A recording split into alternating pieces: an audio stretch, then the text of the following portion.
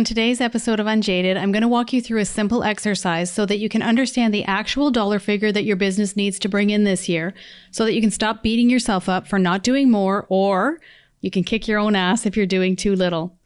Small businesses account for 99.9% of business in North America and make up 50% of the economy, yet only 6% of entrepreneurs will make six figures this year. I have never had a consulting client answer the "how much money do you need to make in your business this year" question with anything less than 100K. And I'm not saying you shouldn't go for 100K. That's not what this episode is about. I'm simply saying that there may be other steps along the way for you, and that maybe 50K would be a whole lot better than the 16K you made in your business last year. You know what I'm saying? Welcome to Unjaded. This is a podcast with a human design spin on building the life, the relationships, and the business that you were made for. Before we dive in, I would love to invite you to Workshop Week. It is a free 5-day workshop series right here on the podcast, where you'll be learning how to unpack your own unique human design so that you can own your message with confidence, so that every time you go to speak online, whether it's a social media post, an email that you're sending out, or an actual speaking engagement like a webinar or a podcast episode, you will understand what you're here to say, how you're here to say it, and who you're here to say it to. So it's 5 days with me here on the podcast where we dive into your unique message as it lives in your human design. You can head on over to vickydixon.com. It'll be linked in the show notes for you, vickydixon.com/podcast to register. I will remind you that it's coming, because you know how it is. We think of these things and then we're like, oh yeah, that'd be great. And we never think of it again. And you'll also get your free workbook delivered to your email address. So let's dive in on this episode, and then I will see you on Workshop Week. I know you're walking or driving right now, so just listen through and allow your thoughts to wander as we go through some of these questions. Later on, when you're ready to really do the math, you can come back to the exercises. But for now, just let your mind swirl with possibilities, okay? The more you let your mind swirl with possibilities, the more your mind will try to come up with answers. And if you have an undefined head center in your human design, this is going to be your specialty, letting things swirl, right?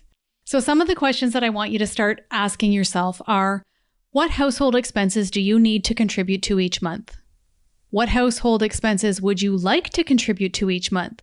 Because this is often a thing, right? Sometimes we have our business and it can be, well, let's just call it what it is. Not a real business, at least as our family thinks of it. You know, this happens to me too, believe me, okay?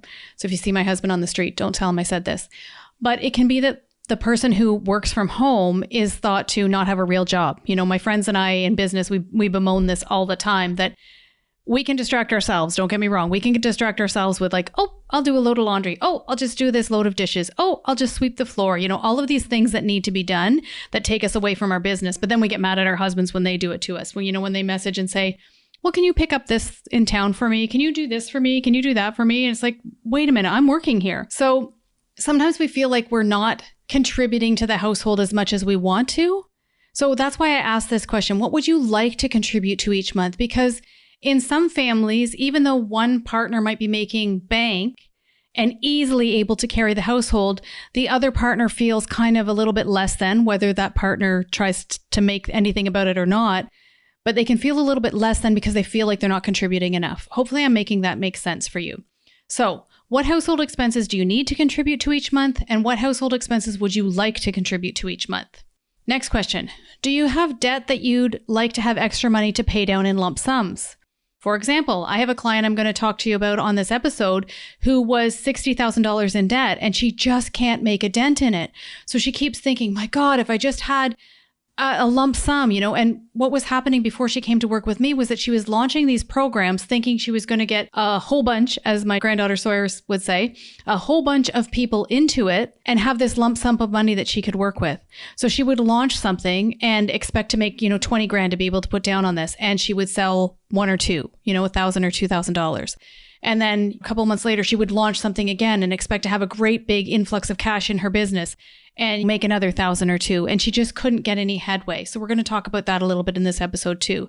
Do you have debt that you'd like to have extra money to pay down in lump sums? Is there a vacation you'd like to take that your current family income doesn't support? Like, do you need a slush fund? Sometimes it can be really super fun to have some sort of a slush fund coming out of our business for the things that we don't want to take out of household money.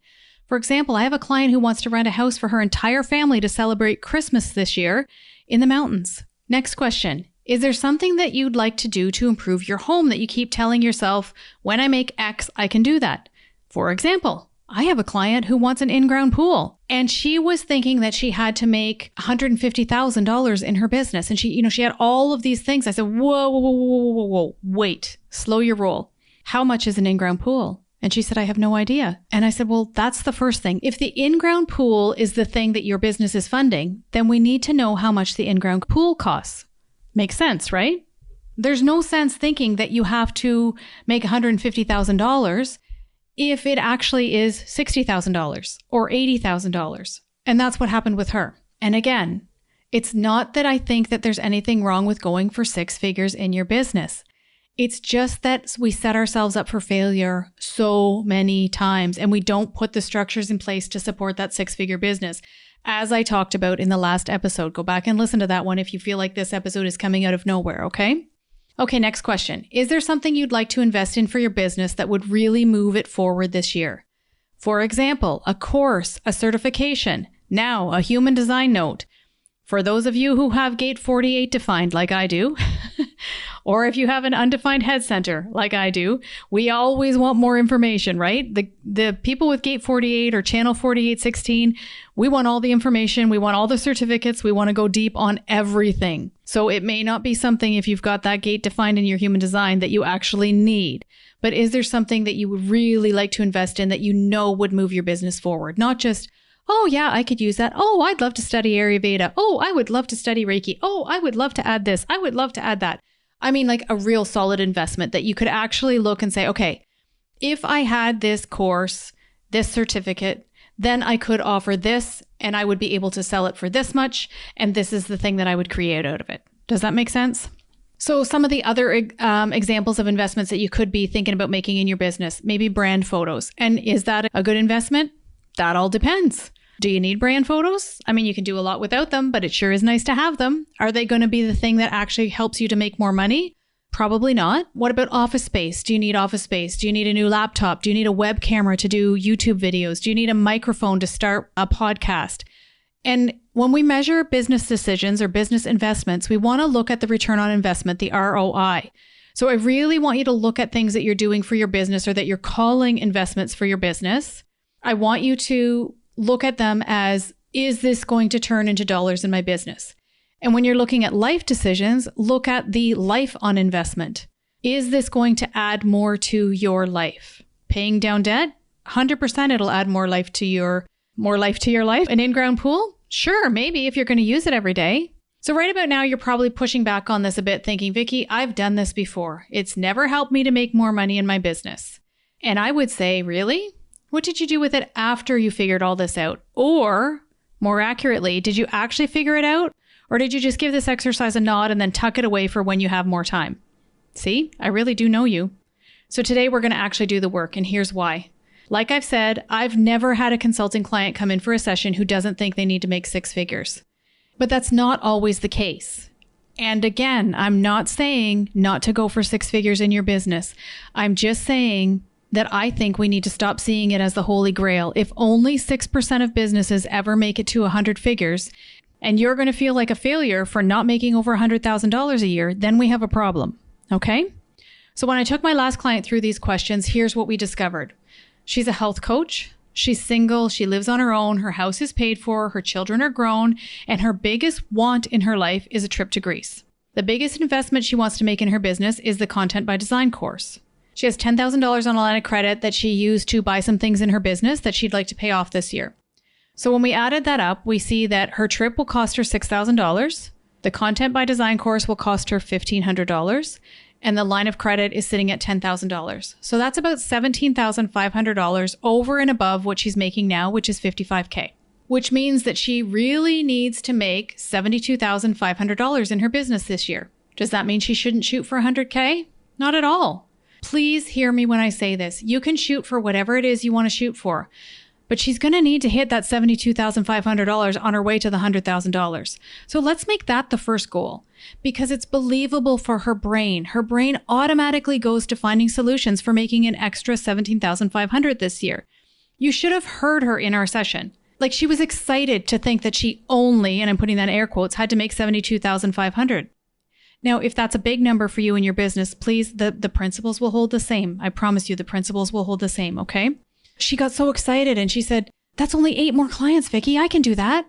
Or I could run a paid challenge each quarter and easily make that. They usually net me about 4,000. I'm only doing 1 a year now. If I just increase them and do them every quarter, there's a big chunk of that. Or I could. So rather than her brain stopping her when she thinks about making 100K, because for her, that was almost doubling her income. And I was going to say it's hard to double our income in a year. Our brain tells us that it's hard to double our income in a year or to make 45K in a year. She automatically goes to, my God, I need to put 20 more clients on my roster. Where am I going to put them? I won't have any life. So it's really different when you start looking at the actual number that you need to make. It's like your whole brain, your whole body, your whole nervous system can just kind of relax into it and start to come up with solutions rather than starting to come up with roadblocks. And you know how that is, right? You know how your brain can come up with roadblocks for you? Me too. Okay, so let's talk about my client with $60,000 in debt. When she came to me, she was making about $10,000 a year in her business. It was a slow go, and she had so much shame around this. I can't even tell you how badly she felt. This is where the question comes in that I talked about in the beginning, where how much do you want to contribute? Because she felt like she wasn't contributing to the household enough. She really felt a lot of shame around that. She felt like her partner was carrying too much of the load, and she was never getting her business to a place where it made a difference. You know, she might have bought pizza every couple of weeks or taken them on date night or taken the kids to the skateboard park or something like that, but she wasn't really contributing in a way that she wanted to. So if that's where you're at with your business, that question can be a really important one. So what does she do in her business? She's a fellow human design practitioner, and she's focused on kids and families. We tweaked her messaging and created new offers. We worked on building her audience, which she'll do all year. And you know, you're going to build your audience forever and ever and ever and ever and ever. What she discovered while doing this exercise is that she needs to make $80,000 this year in order to rid herself of the sickness that she's feeling in her stomach. Remember, I said she feels shame around not contributing to her household? She also feels a lot of angst around that debt. It is tearing her up inside. So she doesn't need to pay off all of her debt within the year, but for her, it would allow her the room she needs to breathe. So we came up with a solid plan of action that has her on the path to making half of that. And then she went to work for someone else, doing something that she loves to make up the other half while she grows her business. And, you know, in some circles and with some coaches, that would feel like she was failing because she got a job. But that job relaxes her nervous system. That job gives her the capacity to know that her basic needs are covered, to know that she's contributing to her household. And then when she's working in her business, she has a sense of peace about her. She doesn't have that feeling in her gut and that pressure that comes with, I have to sell this. I have to sell this. I have to sell this. I'm a loser. I can't sell. Why can't I sell all these things that are going on? Does that make sense to you? So again, I'm not saying don't go for 6 figures. I'm saying figure out what it really is that you need to go for, because there's freedom in that. It's all about relaxing into it, allowing your nervous system to feel safe as you reach for your goals, and make sure they're your goals, not some arbitrary pie in the sky thing that you hear every coach online talking about and telling you that you should reach for. Remember, stop shoulding on yourself. Set yourself up for success every step along the way, because practice makes perfect. When you've made your first 5K, I want you to celebrate it. And then making 5K will feel safe. And then when you've made 10K, celebrate it and notice how safe it feels to make 10K. And then when you make 15K and 20K and 50K and 70K and 80K and 100K, we don't go from making $0 in a business to $100,000 in a business overnight. I don't care what coach you have. I don't care what your human design is. I don't care what your guru is telling you. It just doesn't happen. We need to normalize that and stop making it mean that you're a failure who will never make it to 6 figures, because you absolutely can make it to 6 figures and beyond. But we do it one step at a time, just like everything else in life. So do me a favor and don't get jaded along the way, okay? Now, I would love to take you through leaning into your human design to build the business that you're here to build. using your specific energy type to build the business that you're here to build without burning out. Let's look at those gifts and talents that you came here with. Let's look at the role that you're here to play in the movie of your life. Let's look at all of the ways that you've been conditioned to think that you're not the shit, because you are the shit. You are the shit, and we need you to stand in your power.